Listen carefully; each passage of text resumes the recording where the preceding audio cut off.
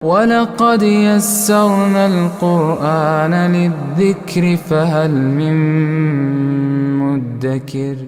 رب العزت نے فرمایا ان اللہ یحب الذین یقاتلون فی سبیلہ صفا کأنہم بنیان مرصوص، یقیناً اللہ تعالیٰ ان لوگوں سے محبت کرتا ہے جو اس کے راستے میں صف بستہ ہو کر جہاد کرتے ہیں، گویا وہ سیسا پلائی ہوئی عمارت ہوں۔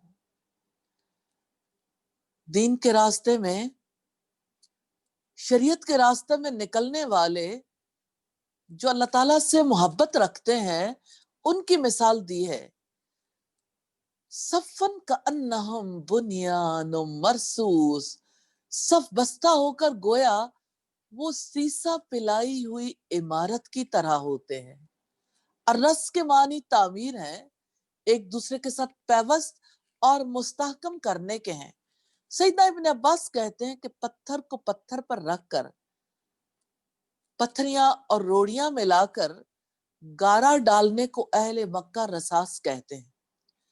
امام راغب کہتے ہیں بنیان مرصوص کے معنی مستحکم کے ہیں، یہ کنایا ہے جنگ میں کندھے سے کندھا اور قدم سے قدم ملا کر چلنے کو، جیسا کہ فرا کی رائے ہے۔ روح اور سرح میں ہے، رس کے معنی چونا گچ کرنے کے ہیں۔ تو یہ اللہ تعالیٰ کی طرف سے اپنے بندوں کو جہاد فی سبیل اللہ کی ترغیب اور اس بات کی تعلیم ہے کہ انہیں جہاد میں کیا کرنا چاہیے۔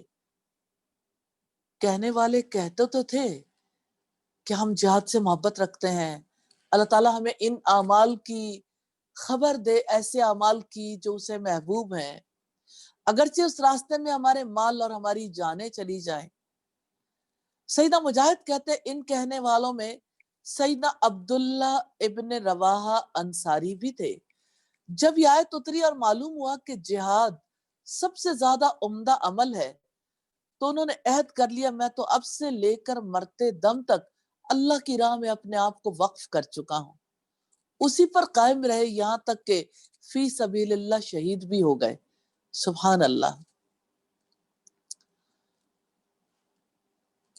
تو جہاد تبھی ہوتا ہے جب لوگ صف بندی کریں، صفوں میں کوئی خلل واقع نہ ہو، صفیں ایک نظم اور ترتیب کے مطابق ہو، جس سے مجاہدین کے درمیان مساوات اور ایک دوسرے کے لیے قوت اور دشمن پر روب طاری ہوتا ہو، اور اس سے مجاہدین میں ایک دوسرے کے لیے نشہت پیدا ہو۔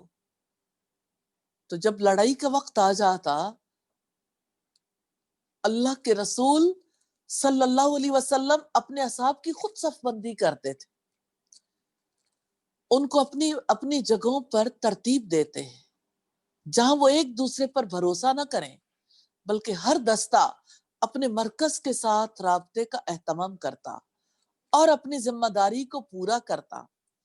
اسی طریقہ کار سے کام پائے تکمیل کو پہنچتا اور اسے کمال حاصل ہوتا۔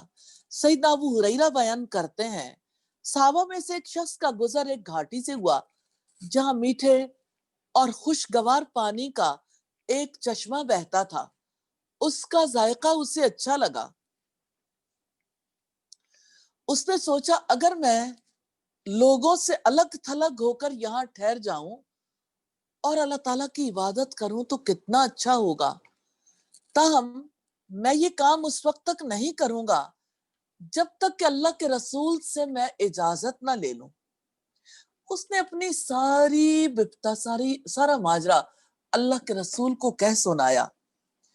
آپ نے فرمایا ایسا نہ کرنا، بے شک تم میں سے کسی کا جہاد فی سبیل اللہ میں کھڑے ہونا گھر کی 70 سال کی نمازوں سے بہتر ہے۔